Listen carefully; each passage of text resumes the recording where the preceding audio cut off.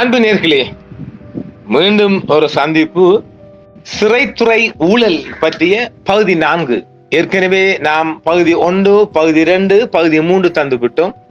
இன்று காலை தர வேண்டிய செய்தி ஒரு சற்றில் பிந்திருக்கின்றது. சிறைத்துறையின் ஊழல் பற்றிய பகுதி 4 இது. பணி நீக்கம் செய்யப்பட்ட சிறைச்சாலைகள் ஆணையாளர் நாயகம் துஷார ஒபுல்தெனியே சிஐடியால் கைது செய்யப்பட்டுள்ளார். சிஐடி அதிகார அவர் இன்று நேற்று மாலை தான் கைது செய்யப்பட்டார். இன்று அவர் பகல் லீவு தினம் இல்லையா, இருந்தாலும் புதுக்கடை நீதிபதி அவர்கள் முன்னிலையில் ஆஜர் செய்யப்பட்டு அவர் சிறைக்கு அனுப்பப்பட்டிருக்கின்றார். வெளிக்கடை சிறை. இளங்கட வரலாற்றில் அதாவது ஐஜிபி போன் தான், அது ஐஜிபி போஸ்ட்ல உள்ள பதவி தானே அது, சிறைச்சாலை ஆணையாளர் நாயகம் என்பது. இதுவரையும் இளங்கட வரலாற்றில் நான் அறியவில்லை. யார் அறிந்தால் சொல்லுங்கள். ஒரு சிறைச்சாலை ஆணையாளர் நாயகம் கைது செய்யப்பட்ட வரலாறு இதுதான் முதல் தடவை நினைக்கிறேன். வேறு அரசாங்கம், கோட்டையன், மஹிந்தன், ரணில் அந்த மாதிரி அரசாங்கம் என்றால் ஏதொரு வகையில இந்த கமிஷனர் ஜெனரல் காப்பாற்றப்பட்டிருப்பார். ஆனால் ஜனாதிபதி விடவில்லை. இந்த விடயத்துக்கு வருவோமா? பணி நீக்கம் செய்யப்பட்ட சிறைச்சாலைகள் ஆணையாளர் நாயகம் துஷார ஒபுல்தெனியே சிஐடியால் கைது செய்யப்பட்டுள்ளார். சிஐடி அதிகாரர் அவர் நேற்று மாலை அவர் கைது செய்யப்பட்டிருக்கின்றார். இவர் ஜனாதிபதி பொது மன்னிப்பை சட்டவிரோதமாக பயன்படுத்தி கைதி ஒருவர் விடுவிக்கப்பட்டதாக எழுந்த குற்றச்சாட்டுகள் தொடர்பாக வாக்குமூலம் ஒன்றை வழங்குவதற்காக நேற்று 3வது தடவையாகவும் குற்ற புலனாய்வு திணைக்களத்தில் முன்னிலையான நிலையில் இவ்வாறு அவர் கைது செய்யப்பட்டுள்ளார். நாங்க ஏற்கனவே 2 தடவை சிஐடி இம்போர்ட் பண்ண சொல்லியிருந்தோம் இல்லையா? இப்ப 3ஆம் தடவை போனவுடன் அவர் அரெஸ்ட் பண்ணப்பட்டிருக்கார். கைது செய்யப்பட்ட சிறைச்சாலைகள் ஆணையாளர் நாயகம் இன்று திங்கள் காலை புதுக்கடை நீதவான் நீதிமன்றில் முற்படுத்தப்பட்டார். பதில் நீதவான் ஒருவர் முன்னிலையில் ஆஜர் செய்யப்பட்ட போது 14 நாட்கள் சிறையில் அடைக்குமாறு உத்தரவிடப்பட்டுள்ளது. அவங்க நாளைக்கு மோஷன் போட்டு 7 நாள் ஆக்குறது திட்டம் இருக்குது. அது பிறகு பார்ப்போம். பணி இடை நீக்கம் செய்யப்பட்ட சிறைச்சாலை ஆணையாளர் நாயகம் துஷார ஒபுல்தெனியே குற்றப்புலனாய்வு திணைக்களத்தினால் கைது செய்யப்பட்டுள்ளதாக காவல்துறையும் போலீஸ் திணைக்களமும் அதை ஊர்ஜிதப்படுத்தி விட்டது. பல செய்தியும் வந்துவிட்டது. நேற்று காலை அவசரமாக ஜனாதிபதி தலைமையில் அமைச்சரவை கூடியது. அப்போது சிறைச்சாலை பெருச்சாலைகளின் கைதிகள் விடுவிப்பு மற்றும் ஜனாதிபதி பொது மன்னிப்பு சம்பந்தமான விடயங்கள் ஆராயப்பட்டுள்ளது. இவைகள் பற்றி ஆராயும் போது அனுராதபுர புருஷன் சூப்பரிண்டென்டென்ட் அரஸ்ட் பண்ணப்பட்டார் இல்லையா, அந்த செய்தியும் ஜனாதிபதி அவர்களால் அமைச்சரவை கூட்டத்தில் ஆராயப்பட்டிருக்கின்றது. அப்போது ஜனாதிபதி மற்றும் நீதி அமைச்சர் ஹர்ஷன நாணயக்கர் ஆகியோர்கள் சிறைச்சாலை ஆணையாளர் ஜெனரல் துஷார ஒபுல்தெனியேவின் சேவைகளை உடனடியாக இடைநிறுத்த அரசாங்கம் முடிவு செய்துள்ளது என்று அவர்கிட்ட பேசப்பட்டது. உடனே எடுப்போம் என்று அவர் சேவை இண்டெடிக் தான். அதாவது டிஓபிஎன் இண்டெடிக் சொல்லலாம். தற்காலிக தான், அது டெம்பரரி டிஓபி.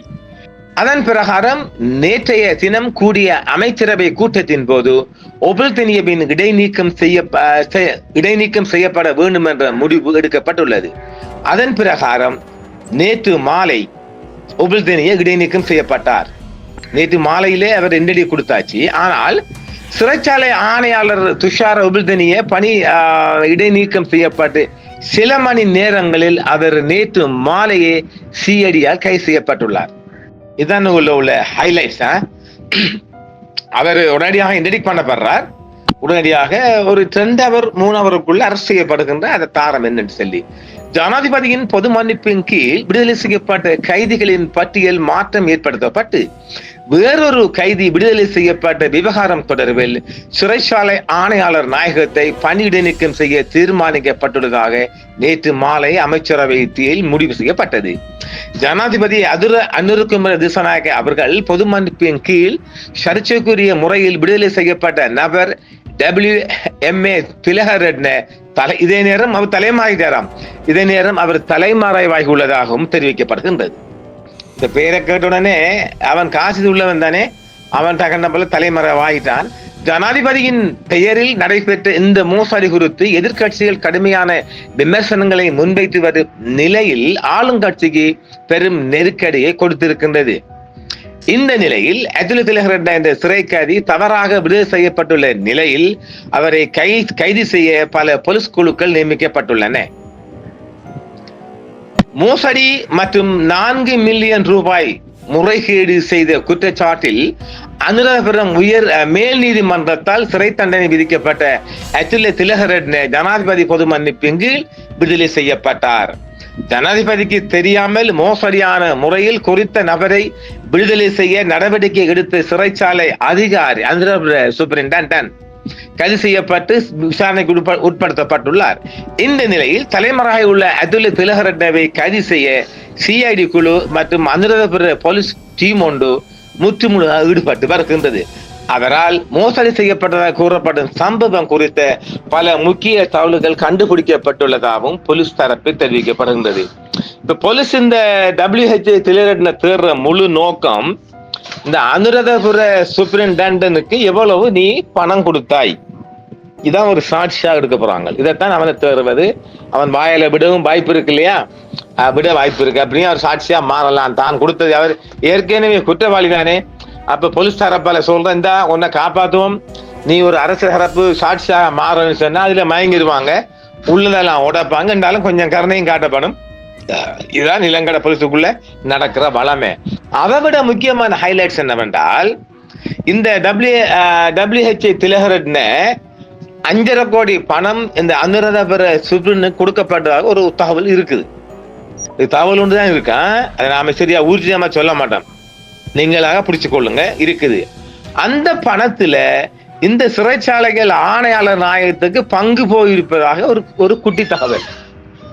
இதுதான் இந்த பிரச்சனைக்குரிய காரணம். 3 தடவையும் அது சிஐடியால் இவர் என்கொயரி பண்ணப்பட்டிருக்காரு இல்லையா, அந்த விடயத்தில அந்த சூப்பரிண்டன் இவருக்கும் ஒரு பங்கு கொடுத்திருப்பதாக சிஐடிக்கு ஒரு தகவல் கிடைச்சிருக்குது. அதைத்தான் நோண்டி நொங்கெடுக்க போறாங்க.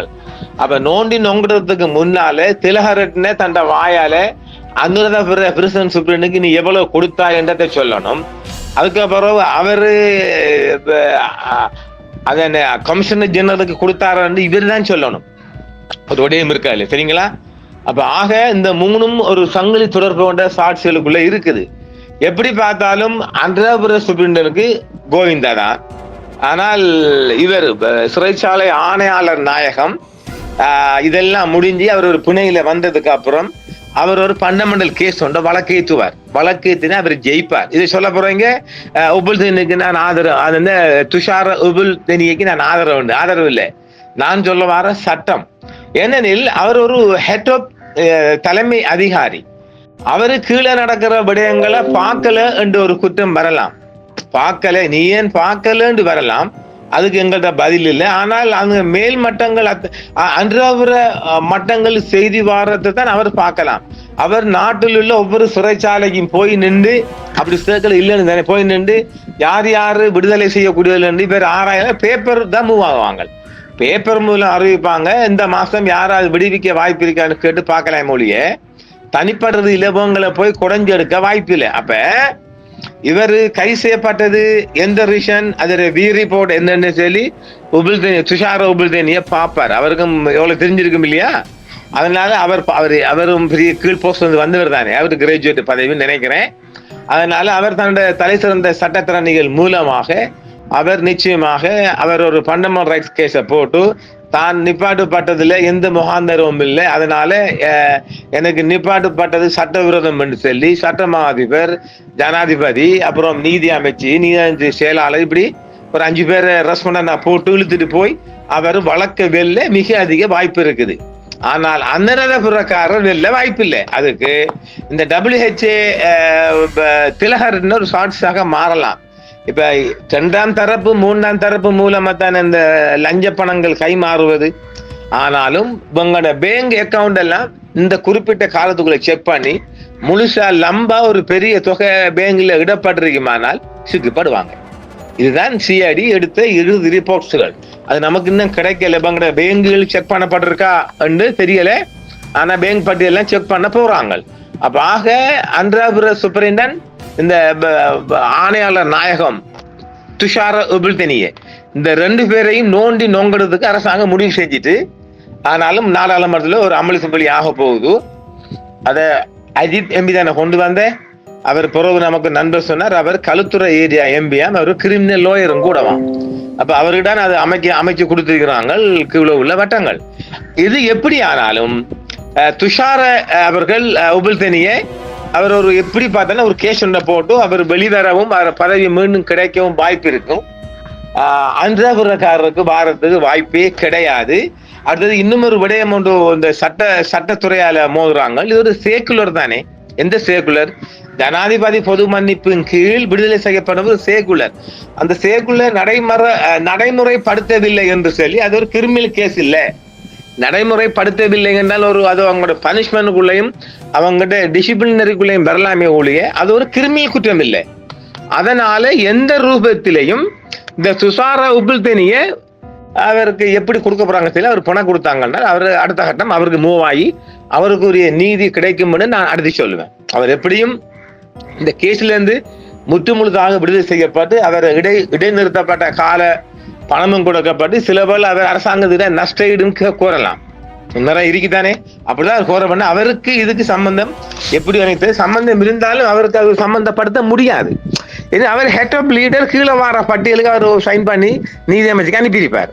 அதை போய் அன்றாபுரத்துக்குள்ள ஒவ்வொரு 388 பேர் அன்றாபுரத்துக்கு மட்டுமில்லை எல்லா சேவைக்குள்ளே போய் 10 பேர் 12 பேரையும் போய் அடையாள அணிவகுப்பு நீ எப்படி எல்லாம் பாக்குறல்ல, அது நடைமுறை சாத்தியம் இல்லை.